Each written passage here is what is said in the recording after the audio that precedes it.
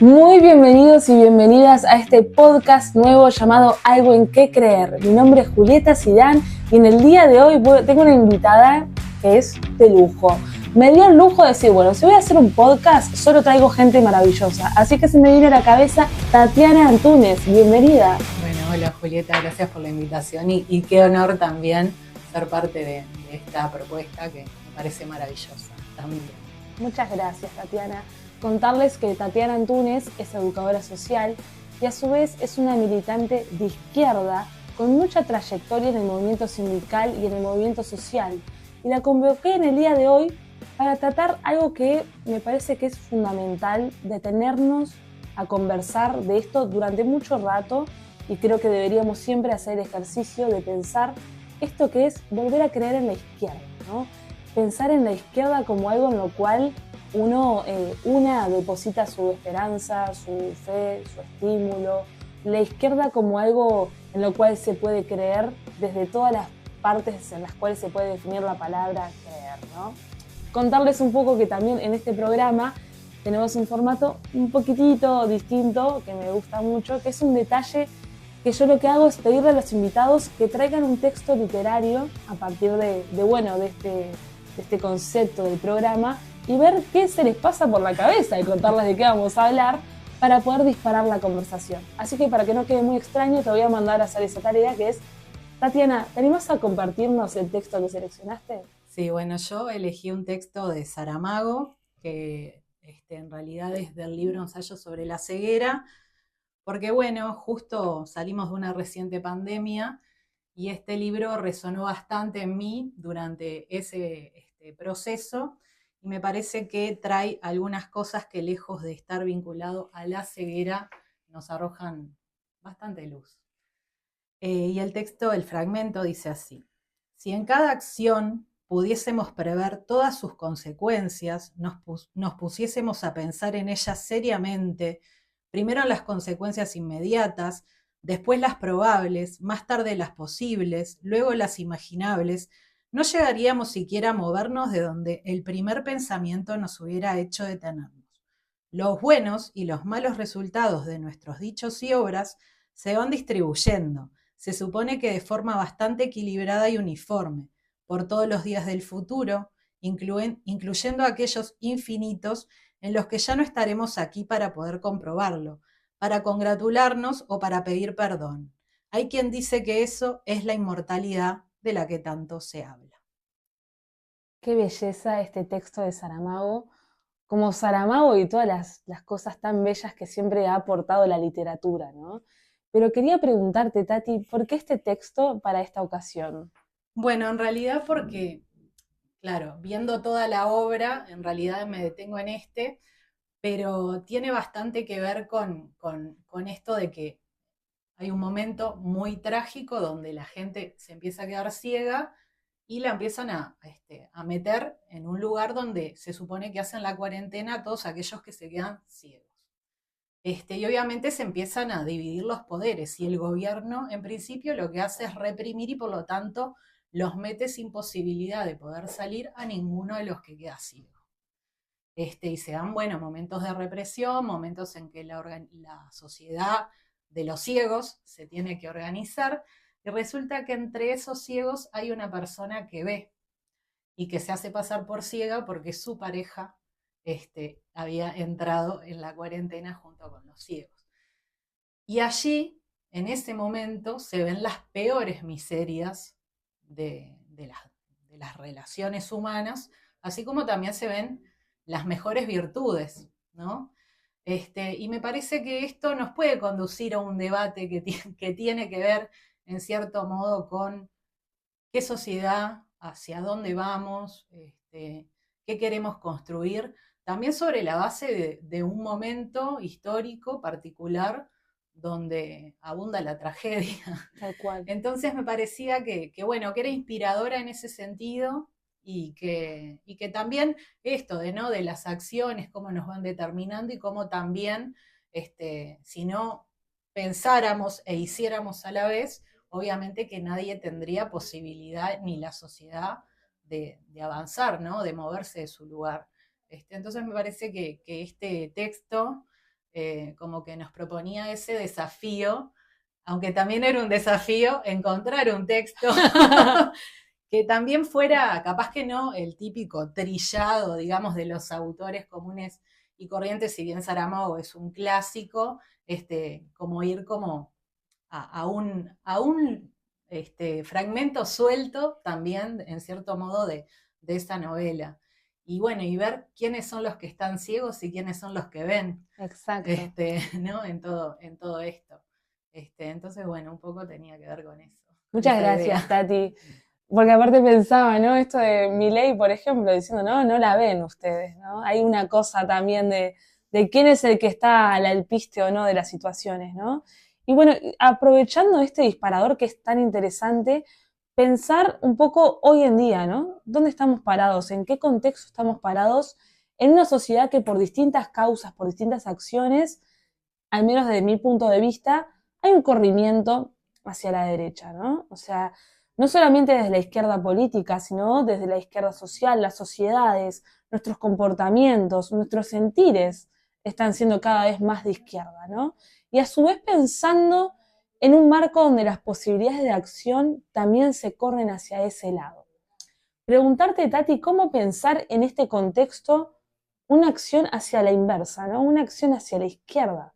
¿Por qué la izquierda no tiene la misma intensidad de acción que este mundo derechizado y de tragedias, ¿no? Bueno, obviamente que la respuesta para esta pregunta es bien profunda, pensando en que en algún momento la revolución estaba a la vuelta de la esquina, ¿no? O la posibilidad de trazarse y de comprometerse con un modelo social revolucionario de izquierda, del pan y de las rosas, estaba a la vuelta de la esquina, y ahí emergen un montón de movimientos, tanto sociales como políticos, que intentan trazar un rumbo, y que la historia pasa por varios momentos revolucionarios, pero bueno, para ir como más hacia el hoy, porque obviamente cada modo de producción, llevándolo a términos más clásicos, Claro. nace y muere en tanto hay procesos revolucionarios en el medio y transiciones,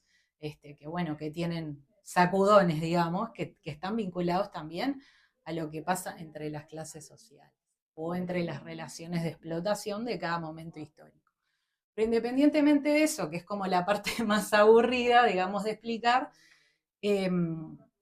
nosotros teníamos un escenario donde la revolución, nosotras no éramos nacidas, pero sí, bueno, quienes nos precedieron en otros momentos y que hicieron nacer en nuestro país, en particular a la izquierda, pero que también nacieron fuerzas de izquierda a lo largo y ancho de toda América Latina. Teníamos había un bloque, ¿no? Un bloque socialista, donde, bueno, la esperanza estaba depositada allí, en todo lo que pasaba allí. Había en Cuba una revolución, y en diferentes lugares de América la efervescencia estaba a flor de piel.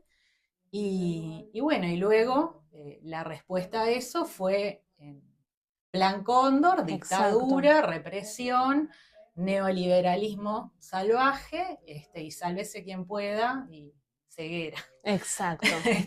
¿No? Llevándolo al texto. Y bueno, y esas esperanzas en ese contexto, donde hubo también momentos muy heroicos de nuestro pueblo en el marco de lo que fue la represión, de la cárcel, del exilio, y de seguir soñando con que aún en ese contexto la posibilidad del cambio seguía Claro. a la vuelta de la esquina.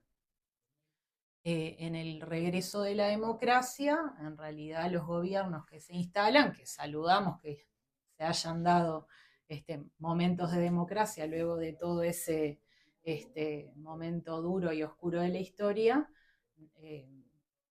se instalan gobiernos que comulgan con las ideas de derecha, y en particular con una forma de hacer tanto política como economía, a nivel de lo que son las ideas del neoliberalismo. O sea, la dictadura lo que hace es instalar todo eso.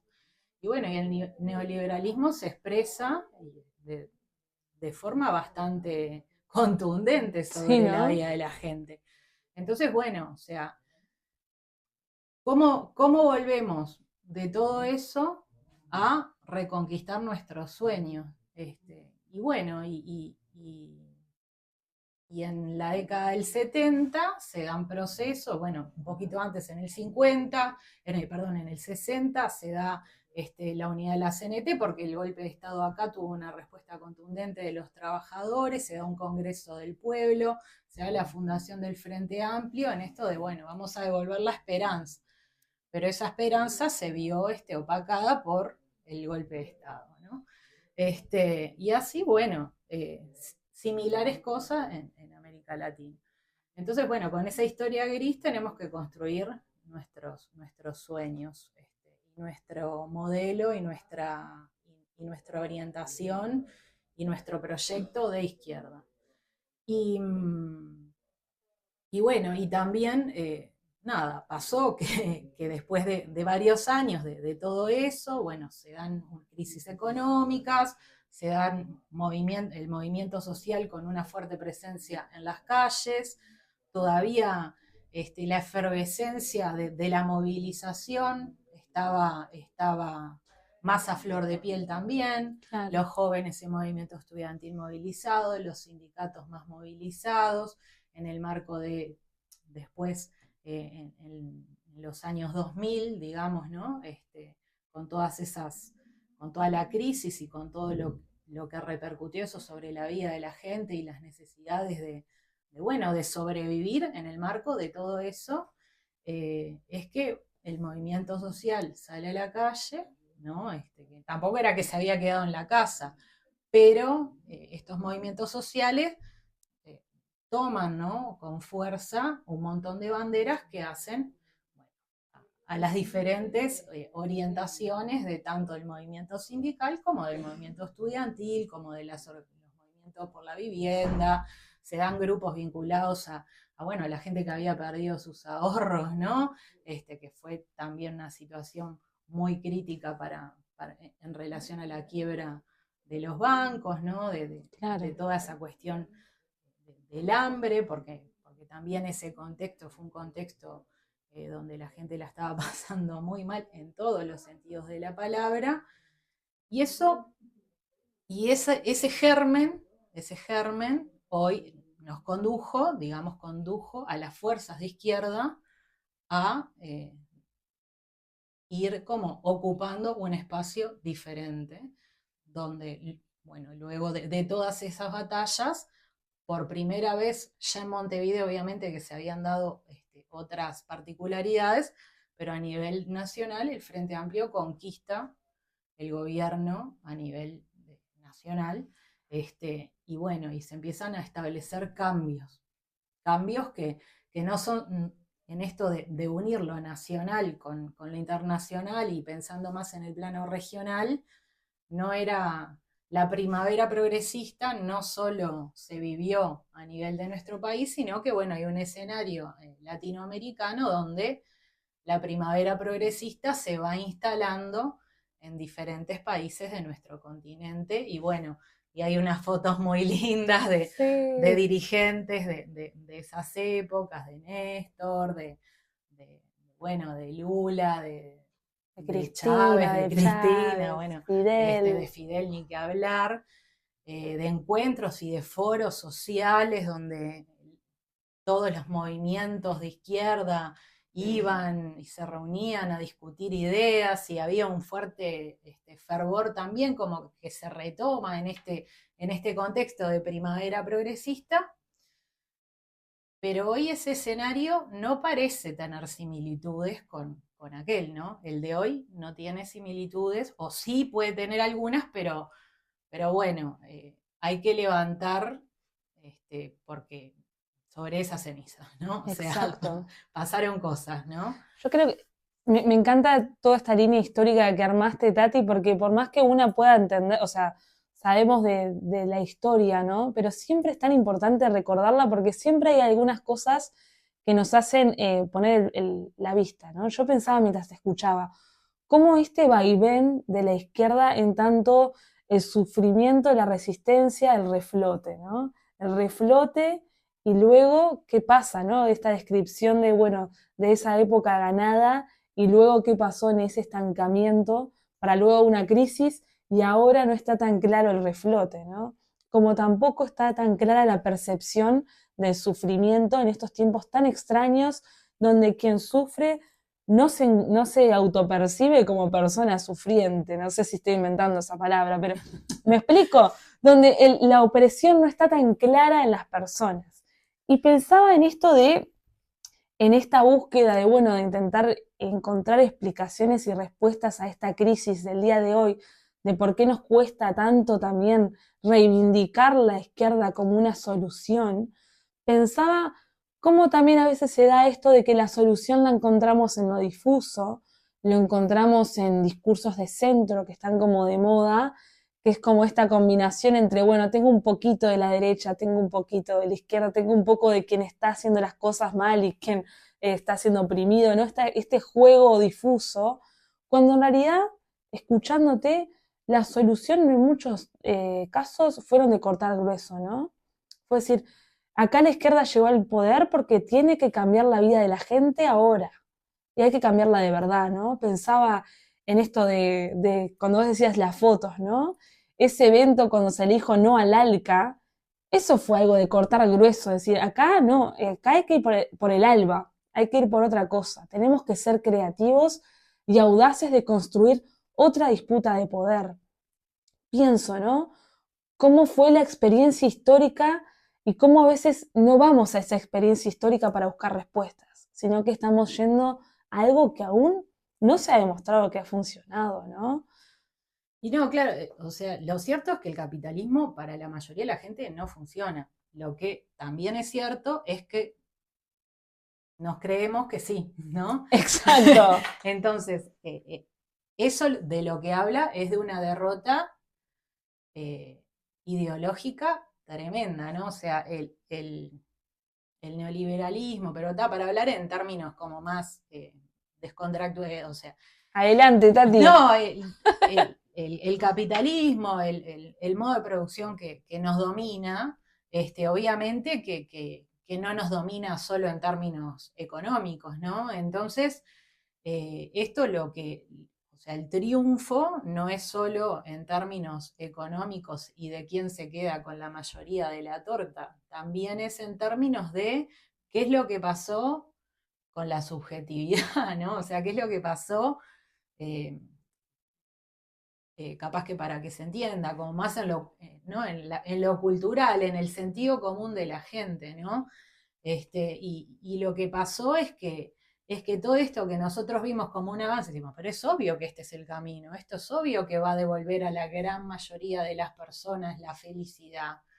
Sin embargo, capaz que nos quedamos con el telefonito, que nos quedamos con la televisión y el plasma viendo series en tal plataforma de televisión, que bueno, que también obviamente en el marco de un Estado que se fue consolidando en los procesos progresistas, también hay como un descanso de decir, bueno, yo tengo estos manguitos, con estos manguitos Claro. me resuelvo esto, me puedo ir un fin de semana para afuera o por primera vez tengo vacaciones, me compro el autito, la motito, las nuevas generaciones de estudiantes que van a las primeras generaciones de universitarios y universitarias en muchas familias uruguayas.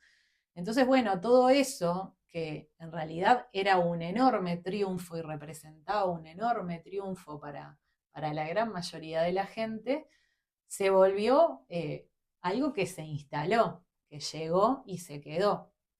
Y en ese sentido, la izquierda, así como el capitalismo tiene la capacidad de reacomodarse para seguir existiendo, la izquierda tiene ese desafío también y es permanente.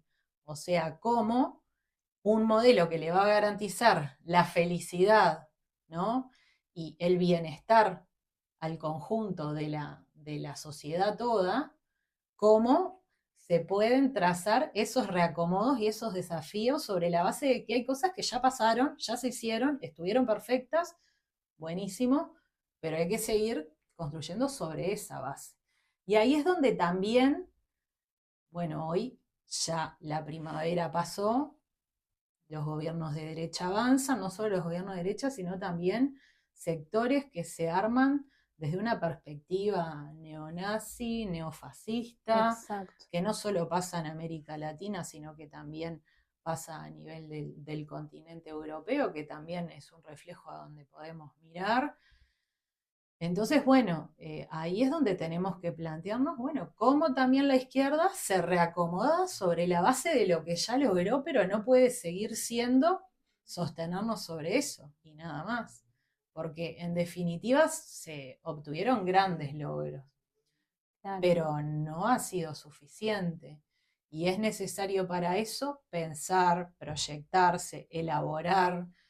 Eh, el Frente Amplio recién sale de un congreso de elaboración programática. Bueno, cómo eso se traduce, ¿no? Porque si fuera el programa, si fuera lo que va a pasar una vez que el Frente Amplio se instala en el gobierno, al otro día, en el caso de que ganara la elección, que parece que militar mucho,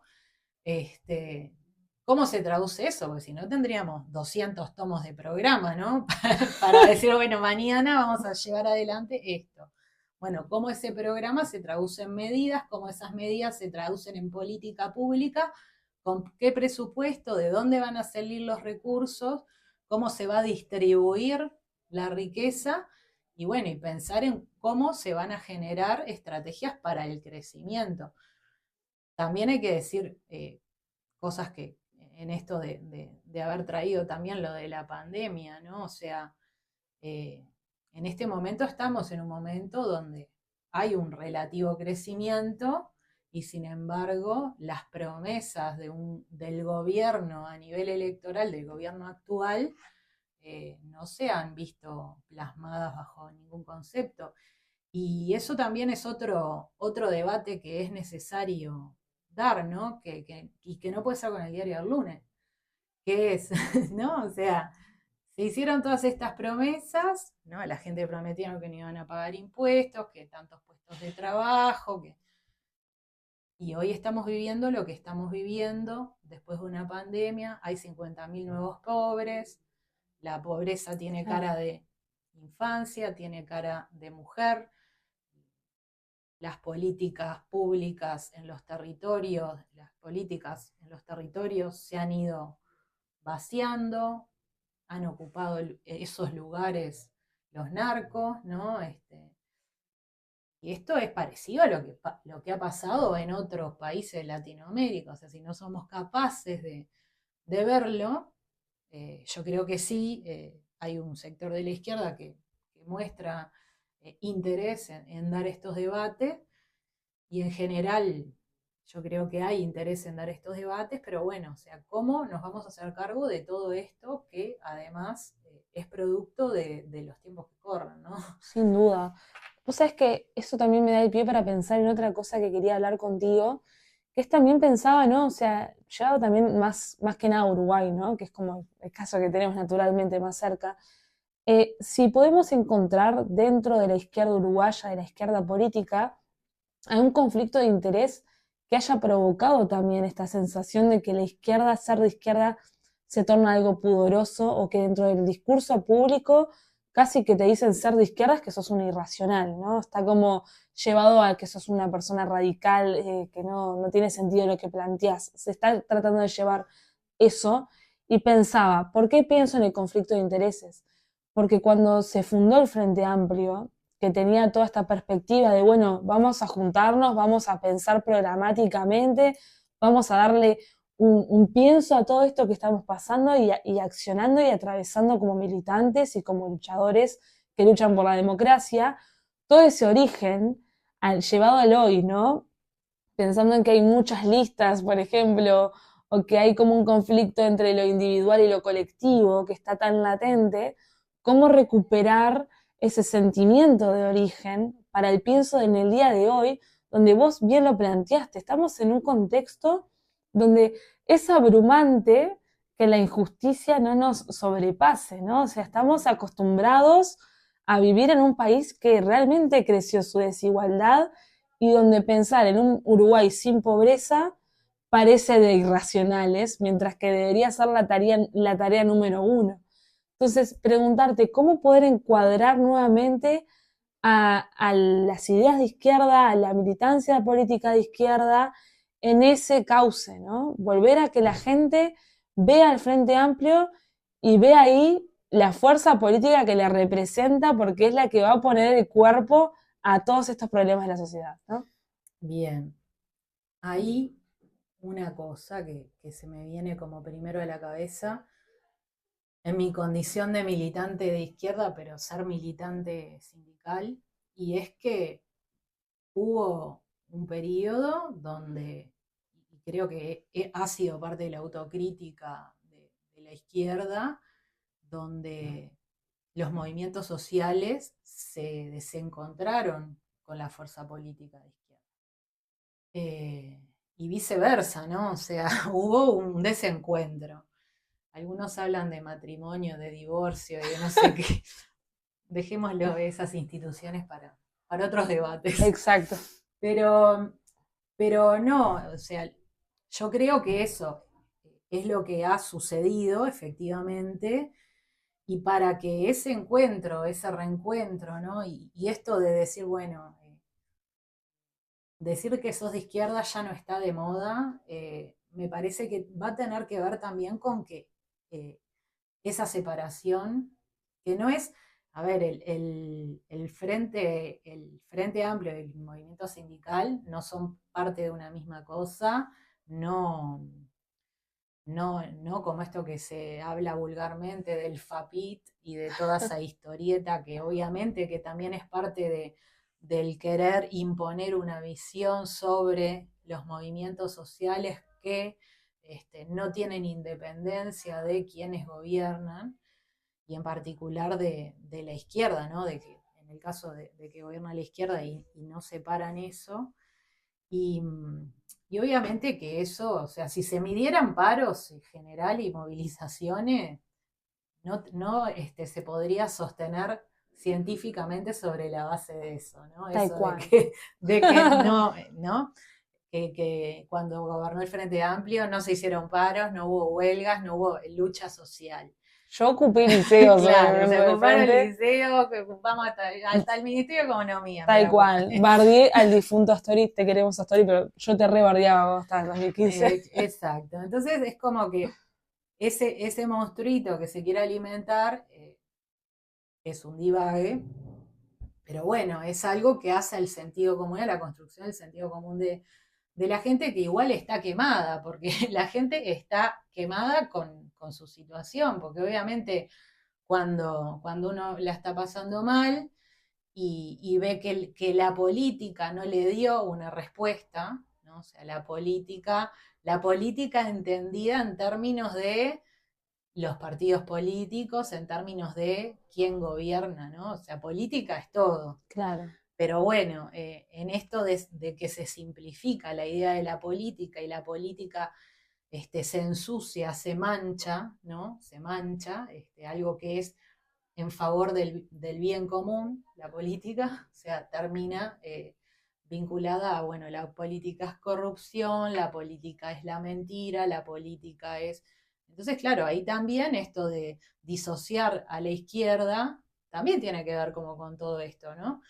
Entonces, claro, es devolver a la gente, devolverle a la gente, y es una construcción que tiene que ver con las fortalezas que debe construir el movimiento sindical, y que también debe construir la izquierda, y que también deben construir el conjunto de los movimientos sociales, el feminismo, el movimiento estudiantil, el cooperativismo, que tienen esos valores que son en favor del bien común, ¿no? De volver a generar ese vínculo directo con que esto es política.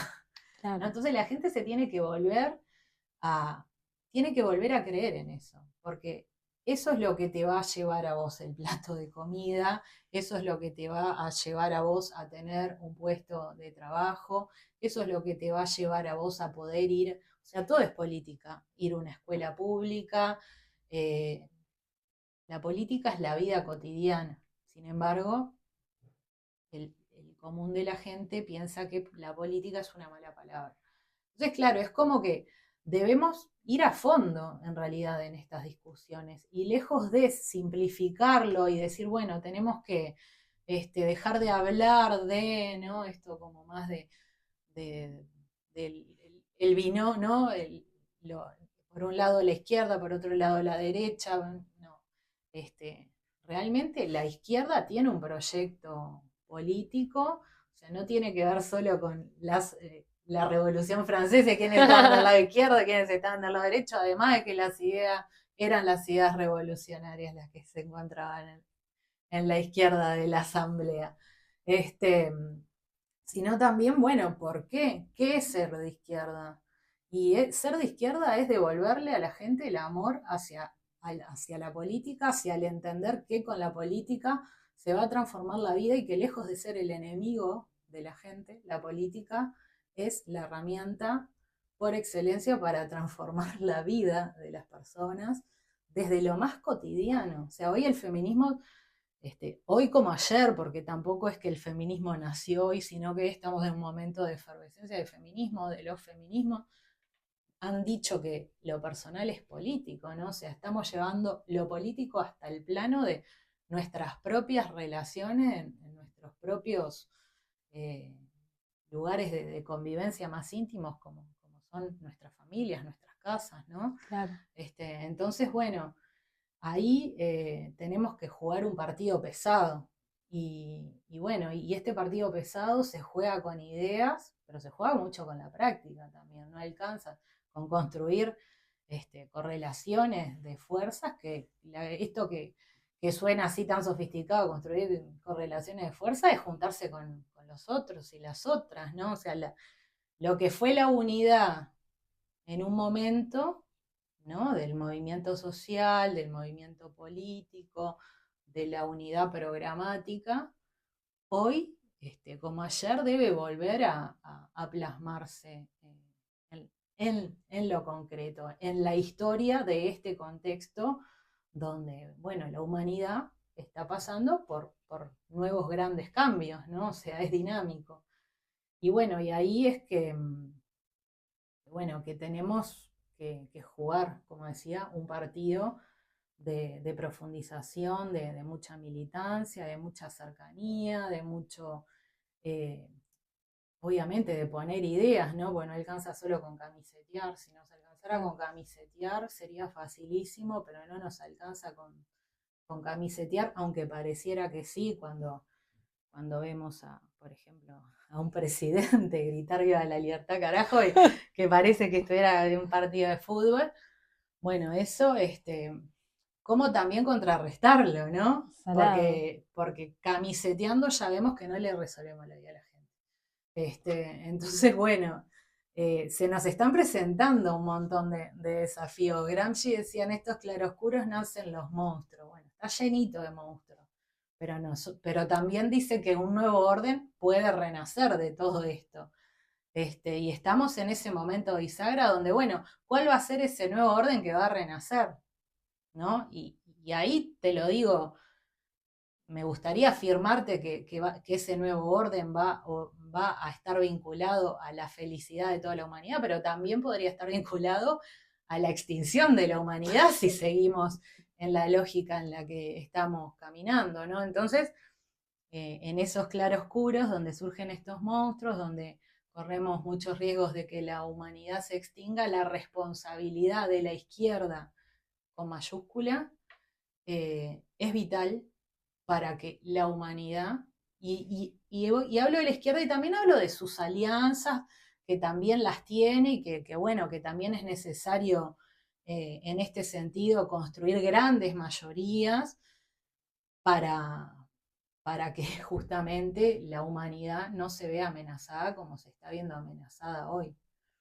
Y bueno, y nada, y a veces surgen más preguntas que respuestas, capaz que a nivel de lo que es la política uruguaya, podemos como nada, es un país más chico, podés como darte cuenta de determinadas cosas que pasan de otra manera, pero cuando lo vas a ver en otros escenarios parecen escenarios surrealistas, pero bueno, son cosas que eventualmente pueden suceder acá y además si le suceden a nuestros hermanos, de todos modos eso nos debe llevar a pensar en, bueno, que tenemos que construir con esos hermanos, pues somos todos y todas partes de una misma humanidad, ¿no?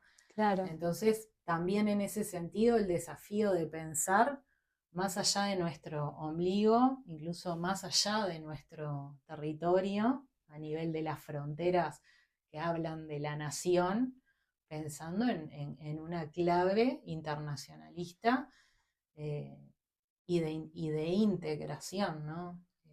Y hoy de la necesidad acuciante de paz, ¿no? De que haya paz Sin en duda. el mundo, porque bueno, porque ya sabemos quiénes son los que pierden cuando no hay paz, cuando hay guerra, cuando hay conflicto, cuando en esos sentidos, quiénes son los que pierden, y son los que perdemos somos nosotros.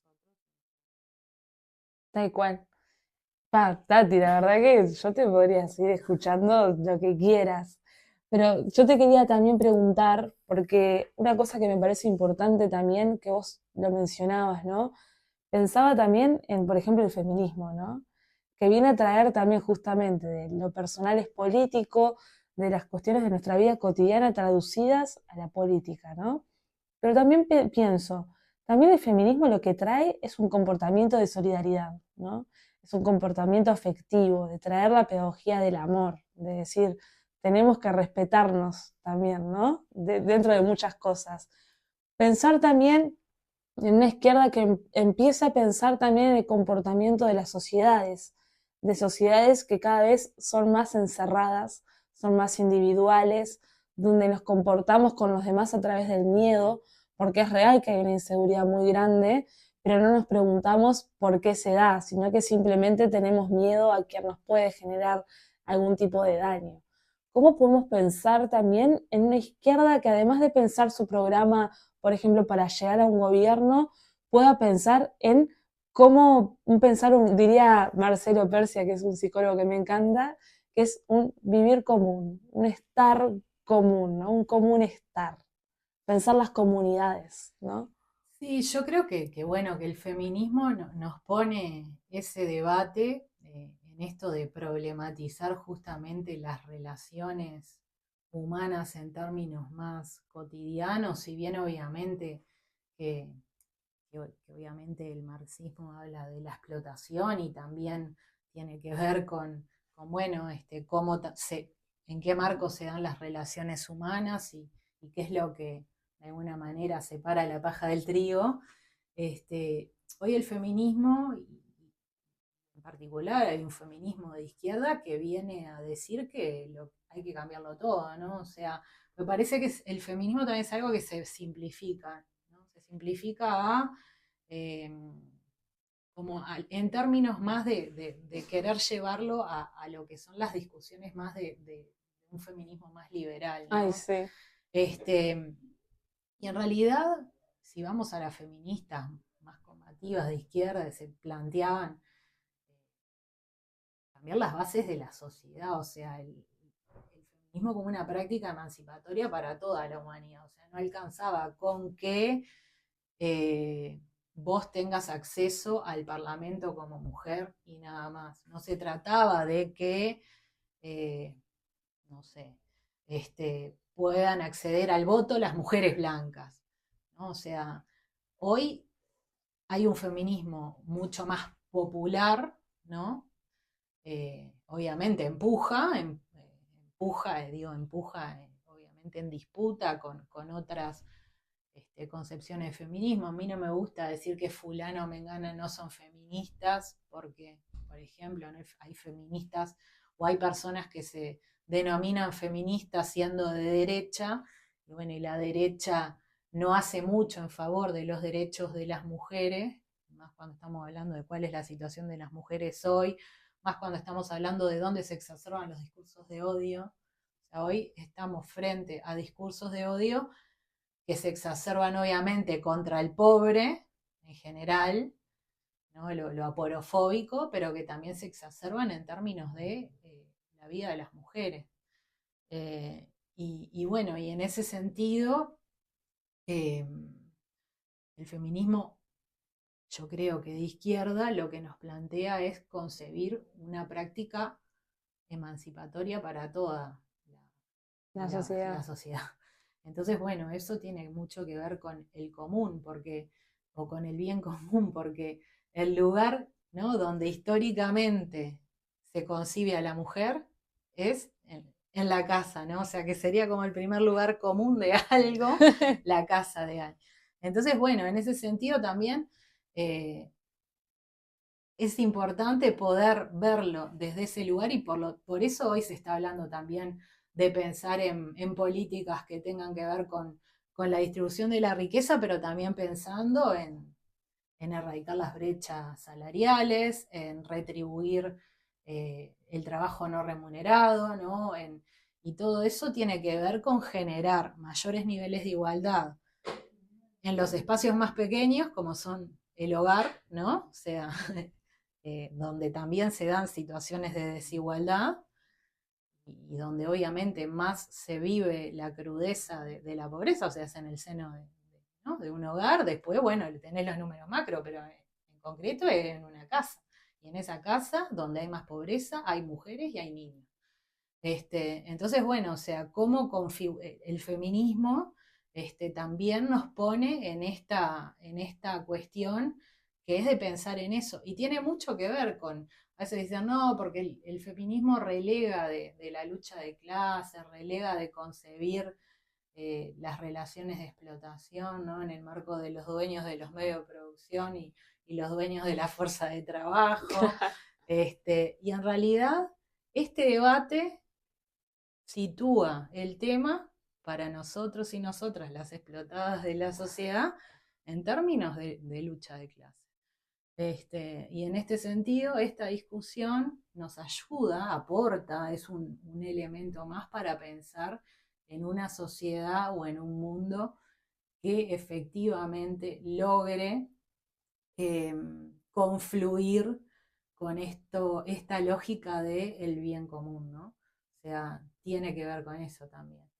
Porque los niños más pobres no son hijos de un repollo, porque la distribución de la riqueza también hay que pensarla en esa clave.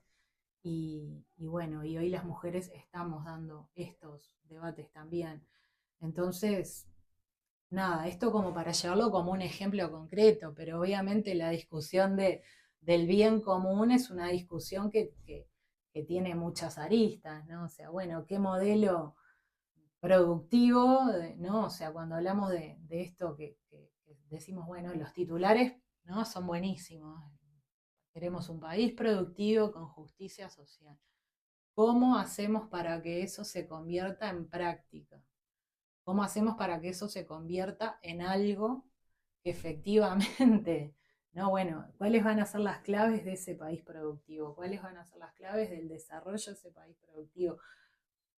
¿Cómo se van a configurar y planificar los elementos que hacen a este país productivo? Pero además no solo va a ser en términos nacionales, o sea, no existe si no es relacionándose con otros. Claro. Y la realidad de los otros está brava. Entonces, bueno, también cómo nos vamos a trazar estas estrategias en el marco de una estrategia más grande, que es la de atar con el resto bueno, en este caso de la región, del mundo, con quiénes, qué es lo que está pasando en cada uno de los lugares. O sea, no podemos pensarlo aisladamente. Es una reflexión y una realidad que es posible de poder plasmar en el marco de pensarlo en clave de integración y en clave de diálogo, de ida y vuelta, de intercambio y de líneas, de estrategias con otros también. Yo sabes que quería, para terminar, preguntarte, Tati, lamentablemente yo me gustaría quedarme mucho más rato, así que me encantaría volver a invitarte para seguir conversando de estos temas, pero quería preguntarte, ya que vos tenés participación tanto a nivel de lo que ha sido la conformación del programa del Frente Amplio, como también que has participado en el Congreso del Pueblo y bueno, todo el proceso que está teniendo el PIT-CNT y el Frente Amplio en esta posición distinta que ha sido la posición de resistencia frente al gobierno de la calle Pou, también venido del desgaste del progresismo anterior, que lo hemos tratado. Preguntarte, en esta etapa en la cual vos estás participando, ¿cuáles son las estrategias? ¿Cuáles son algunas, no te pido que me digas todo, pero alguna sensación que te dé de hacia dónde se está yendo en este momento actual, cómo la ves y cómo podemos pensar en un porvenir? ¿Hay gente que esté pensando en un porvenir estimulante para cambiar y disputar poder? Bueno, la discusión del poder es una discusión que damos poco, ¿no? O sea, hay que discutir el poder, ¿no? Porque en definitiva, si queremos cambiar algo, no va a ser sobre la base de gestionar, nada más. O sea, va a ser sobre la base este, de conducir teniendo el poder frente a determinadas cosas. Y el poder, bueno, se construye de diversas maneras. Eso es una gran discusión que obviamente hay que dar. Yo creo que hoy el movimiento social está posicionado en un momento donde está en las calles, está luchando. Tuvimos todo el proceso de recolección de firmas por la ley de urgente consideración, donde bueno, hubo mucho pueblo organizado en torno a eso, no era fácil y tampoco en plena pandemia explicarle a la gente qué tan regresivo era este proyecto que estaba impulsando en su primer año de gobierno la coalición de derecha, que era básicamente la imposición de su proyecto de país, que bueno, que ahora Milei lo está haciendo también. Fueron revolucionarios. Exacto, fueron, dijimos, está toda la batería que necesitamos para darle para adelante a nuestra propuesta, gente, y lo vamos a imponer bajo la forma que sea. Se dieron, y que no haya salido todo el conjunto de propuestas que llevan adelante, tiene que ver con que hubo organización, con que hubo una fuerza política comprometida con dar la discusión sobre diferentes elementos que contenía esta ley, desde el tema del punitivismo, del tema de la represión sindical, de la movilización popular, de todas las aristas que tocaba la ley urgente de consideración, la vivienda, o sea, no quedaba nada, la educación, la autonomía y gobierno de la educación, que también es un tema que es un debe para los próximos gobiernos. Y venimos de ese proceso donde el pueblo ha estado organizado, tal vez no con toda la potencia que se necesita, pero ha habido un movimiento sindical a la altura de las circunstancias. Decir, bueno, esto está pasando, yo no me voy a quedar esperando brazos cruzados que venga alguien a cambiarlo, vamos a ir a la lucha por esto. Y hoy yo creo que en una situación distinta, pero no tan distinta, hay una reforma de la seguridad social que nos están imponiendo, que es regresiva, que nos quita años ya de nuestra vida, ¿no? Que bueno, que además la gente en general no, capaz que no lo piensa tan en la cotidiana, pero la seguridad social nos acompaña desde que nacemos hasta que nos morimos. Entonces, bueno, esta discusión también tiene que ver, independientemente del plebiscito, que bueno, que en nuestro caso estamos trabajando hacia eso, ¿no? Y juntando firmas cotidianamente bueno, para que se pueda laudar a nivel de una reforma, y que se pueda plebiscitar una propuesta en concreto. Esto nos hace conectar con una discusión que tiene que ver con la vida, y con la defensa de la vida, porque nos quieren quitar vida, porque en definitiva, obviamente que el trabajo es un eje vertebral para la vida de cualquier persona, pero también lo cierto es que el trabajo llega un momento que debe cesar para que la gente pueda, además de obviamente de las jornadas laborales, de la reducción en las jornadas laborales, que también son todas otras discusiones, también esto es un tema que nos pone en el centro de los debates que necesitamos dar en un contexto de transformaciones y de profundización de las transformaciones, pensando en que sea quien gane, nosotros tenemos que seguir dando estas batallas. O sea, obviamente que en nuestro caso queda claro que vamos a militar para que el Frente Amplio vuelva al gobierno, pero también es cierto que eso, en el caso de que no pase, no puede hacer que la militancia vuelva para su casa. Claro. Entonces, bueno, en este contexto yo creo que el movimiento social está jugando un papel muy importante en seguir organizando el pueblo, ojalá para construir las mayorías necesarias para un triunfo y para seguir avanzando y profundizando en un programa de transformaciones que no implique una alternancia, ¿no? Que la gente, bueno, esto ya no me sirvió, vamos para otra cosa, sino que también nos ayude a construir esas mayorías que necesitamos para profundizar verdaderamente los cambios que necesitamos. Y yo creo que, bueno, que en el acierto o en el error, lo que es seguro es que esas batallas las estamos dando. Y yo me quedo con eso, que no es conformismo, al contrario, o sea, conformismo sería quedarnos en nuestra casa esperando que venga alguien que ponga la fórmula y que lo resuelva, ¿no? Bueno, entendemos que esto, otro montón de cosas, son caminos desacertados y que favorecen a la gran mayoría bueno, de nuestra población y que lo que elegimos es dar la batalla. Y eso es lo que creo que debemos seguir construyendo desde el movimiento social, ni que hablar desde el movimiento político, para que ese, digamos, desencuentro también se logre volver a encontrar, valga la redundancia, para seguir construyendo una alternativa que efectivamente le transforme la vida a la gente y que se crea lo de la pública felicidad. O sea, que no quede en una frase, que sea la frase que está en el mármol de algún monumento de Artigas, ¿no? O sea, que sea una frase que logre plasmarse efectivamente en la subjetividad de la gente, pero también en la práctica de un gobierno, pero también de una fuerza, ¿no? En esto, en términos más genéricos, pensando también en el poder, de qué lado tiene que estar, y tiene que estar del lado de la pública felicidad.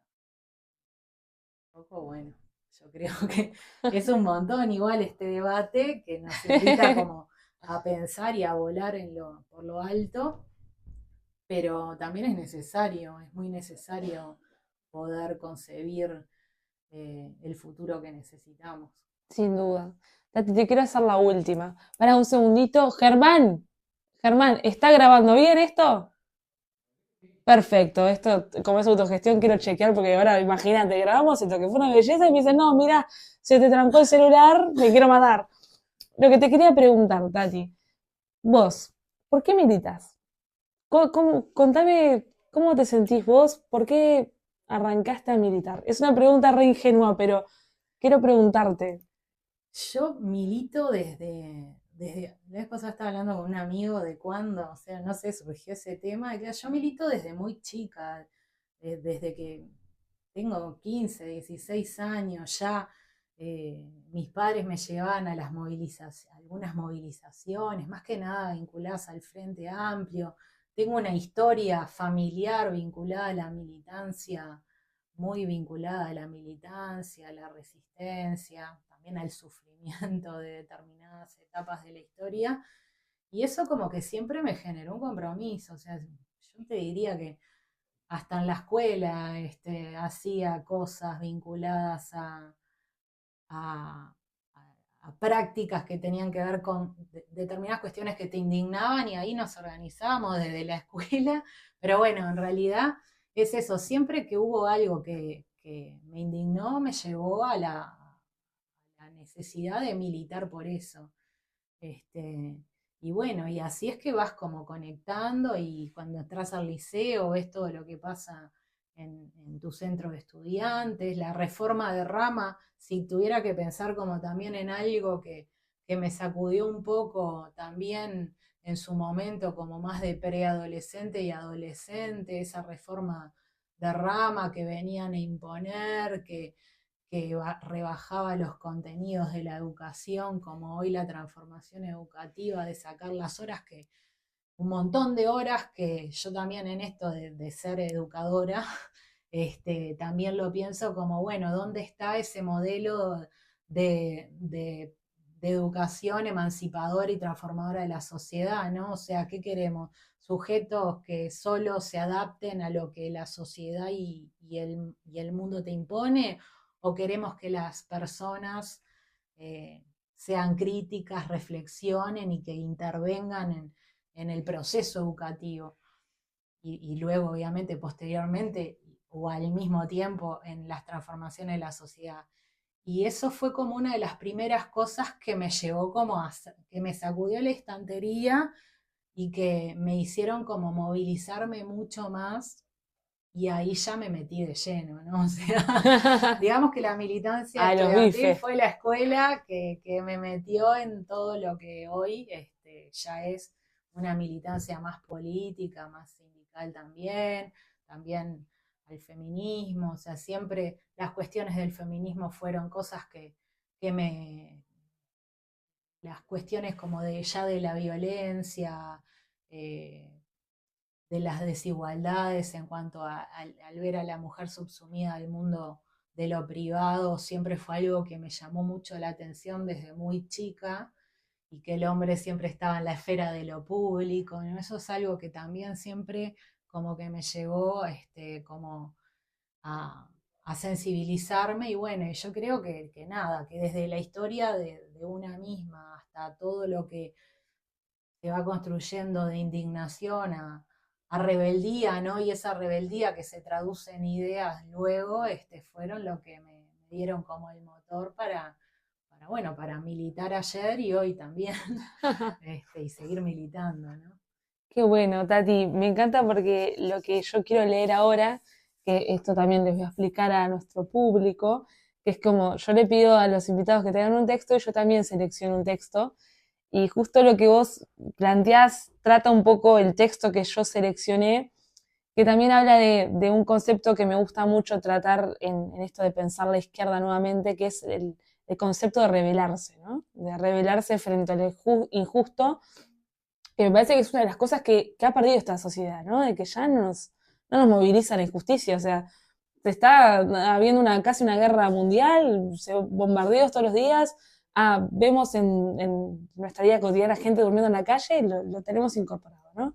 Entonces, este es un fragmento de una obra de una autora anónima que se llama No pidas más perdón, la comandante siempre volverá, y es una conversación entre un guerrillero y la comandante, donde ella lo interpela porque no confía en él, y bueno, es un fragmento, es un poquitito largo, perdón, Tati, pero bueno, Vale la pena. Voy a proceder a la lectura, permiso.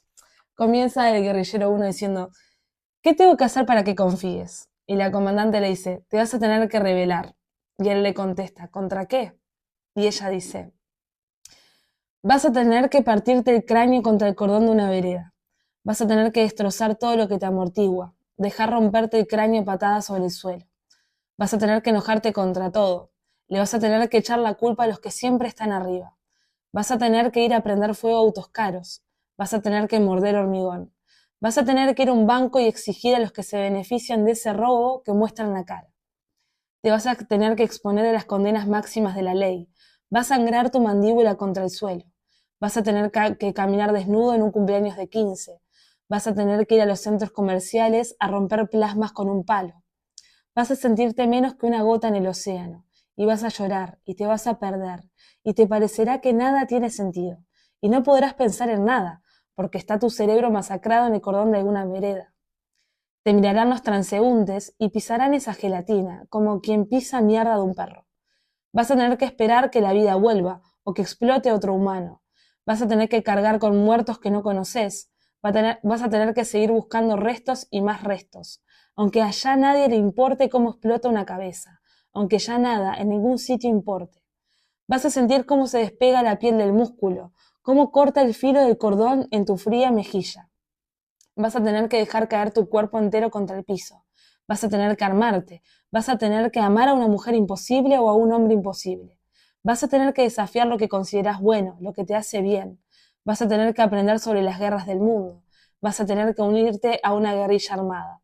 Le tendrás que sacar a los ricos sus excesos, le tendrás que dar a los pobres lo que le sacaste, te tendrás que esconder, vas a estar perdido en algún lugar, vas a querer que ya nada exista, vas a querer que ya nada importe, y cuando caigas, deja caer el peso de quien sufre por importarle todo. Vas a tener que juntar tu masa cerebral y vas a tener que armarte de vuelta el cráneo. Vas a tener que juntar la piel y pegarla al músculo. Vas a tener que pegar tu cabeza al cuerpo y vas a levantarte. Y ahí vas a gritar, gritar sin parar. Te van a escuchar y todo el mundo va a explotar. Eso, te vas a tener que revelar. Y él le contesta, pero no puedo hacer todo eso ahora en 15 minutos. Y ella le responde, ay, esta es la vida real, totalmente. Para vos nunca hay una condición dada. Muchas gracias. Esto fue Algo en que creer.